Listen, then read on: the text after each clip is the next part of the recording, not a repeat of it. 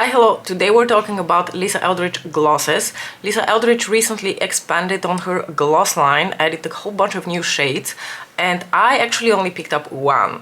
In total, I have 4 shades of her glosses. I think they're a wonderful formula and I love wearing a gloss, but not so much that I would go out and purchase a whole bunch of the shades, which is why I only have 4, the ones that you have also seen on the thumbnail. So that's what we're doing today. I'm going to swatch all of them on my lips, on the back of my hands, and for the ones that I have the matching velvet lipsticks, I'm also going to do the swatch of the lipstick next to the gloss so that you can see the comparison, because most of the time they're pretty comparable, but sometimes, just sometimes, they're actually not the same shade. A few introductory words about the glosses, just in case you're not familiar with them at all. If you have seen ever her lipsticks, they come in this beautiful vintage looking gold packaging with the logo on them, and her glosses very similarly come in a similar type of packaging. You can see the transparent part here, the color of the gloss, and the lid of the component comes in the same like gold vintage type of packaging with the Lisa Eldridge logo on it.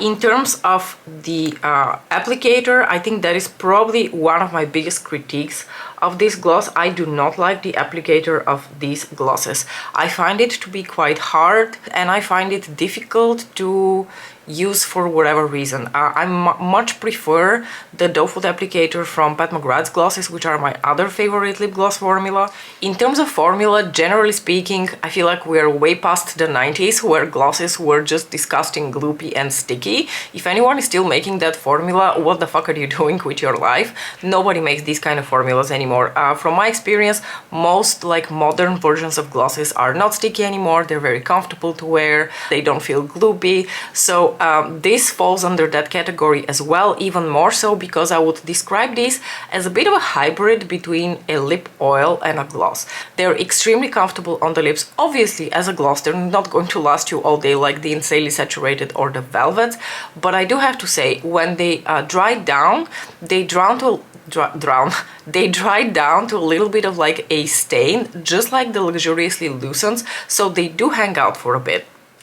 And this pretty much concludes my introduction to these glosses. If you have any other questions, like general questions about these, please do let me know, but I'm just going to start swatching them.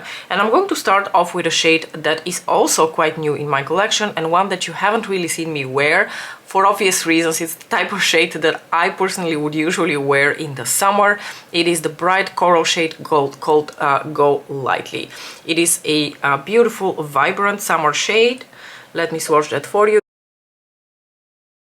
This is also the only shade for which I don't have a matching lip gloss, and I'm not really sure that a matching lip gloss exists, and if it does, it's definitely not in the like velvet matte line. It might have been in the Luxuriously Lucent line, but don't quote me on that. So like I said, a beautiful glossy coral shade, which definitely does not match at all the cool toned makeup that I did with my Moonlit Seduction this morning, which is why I'm going to start with it, wipe it off, and continue with the rest of the shades, which are quite much more neutral tones, so I think they're going to fit with this look.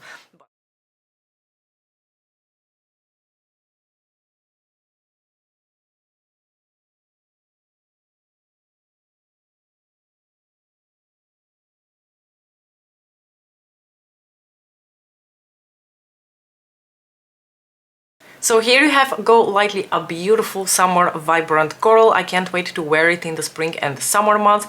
It does match the sweater really well. These are shades that I would definitely wear together, but past like this point it does not match at all. So let me quickly take it off and continue on with the shade Affair. So this is the shade Affair. It is also the oldest gloss that I have from the Lisa Eldridge line, because I wanted to have something a little bit more neutral toned. I really liked the lipstick in the corresponding shade, which I'm going to swatch in a bit as well. It's a very nice, like sort of like warm yellow, orangey, peachy toned nude. I don't really know how else to describe it. Oh, an additional like comment that I want to make about the packaging is that it can get pretty fucking messy. So let me swatch the corresponding lipstick. So this is the shade of Affair in the Velvet formula, and I do think that they are quite similar, but in my opinion the gloss is a little bit lighter in tone. As you can see, they are not exact, well, they are the same, but this is obviously going to be much more transparent, not as pigmented and punchy, and in my opinion this is just a little bit lighter in tone compared to the velvet.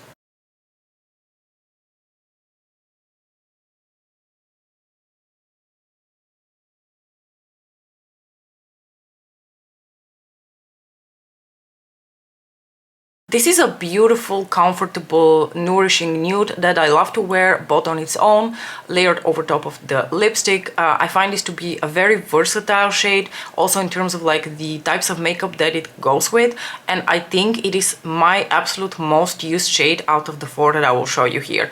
Of course, I can't really comment much on the shade Go Lightly because I've had it for such a short time and it hasn't really been the season to wear it. But out of the two that I originally had, which were Cinnabar and Affair, I wear Affair much more often than I wear Cinnabar. Speaking of Cinnabar, let's put that one on. So here we have the shade Cinnabar. I purchased Cinnabar with the original release of the Cinnabar lipstick as well, because the Cinnabar color is just Mariam like written all over it. It is a beautiful like terracotta, orangey, nude, brown kind of shade, and I was convinced that I'm going to get so much use out of both the lipstick and the gloss. So this is the gloss, and I'm going to swatch the lipstick now for you so that you can see the difference. There is a small difference with the lipstick leaning just a little bit, I feel like more orangey red, whereas this is more like a deeper brown. They are very similar, they go really well together, but they are not like an exact shade match. I do love wearing Cinnabar. I've actually been wearing it a little bit more lately because I've been trying to remind myself to wear it a bit more lately. But the thing is, whenever I think of Cinnabar, I usually want to go for the velvet, which is the reason I don't wear the lip gloss as often. But the lip gloss is beautiful as well, and I wore it a couple of days ago at work and it performed so nicely.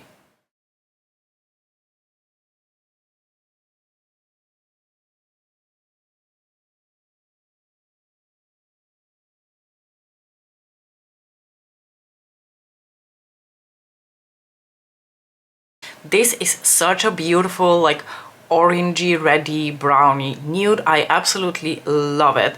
And something else that I really appreciate about her formula that I forgot to mention in the general information is that these don't really bleed too badly.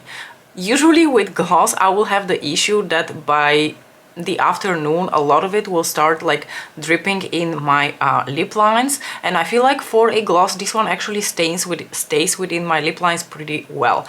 With that said, I always do wear like a lip liner, not only to prevent bleeding, but also because I'm absolutely terrible at outlining my lips with just the lipstick or the gloss or whatever else I'm actually wearing on my lips, so I always have to wear a lip liner.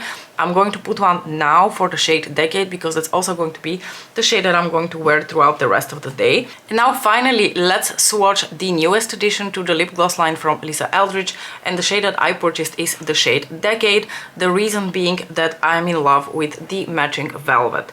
This is the most beautiful molten dark chocolate on the lips.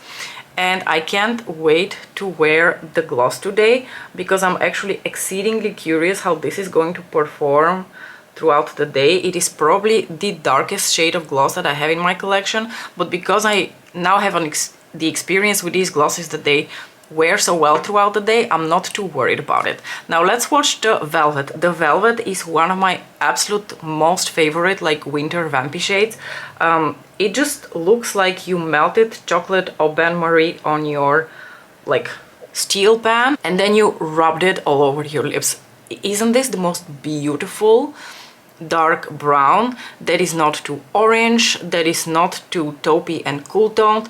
It's just hanging out right in those like middle neutral tones. Oh, it is so beautiful. I can't recommend the lipstick enough, but looking at the swatch of the gloss, I feel like the shades are pretty similar, and I cannot wait to put the gloss on my lips. As you can see, I've already done a little bit of prep work because I'm actually wearing a lip liner now, and we are going to apply, without further blabbering, the shade Decade all over my lips.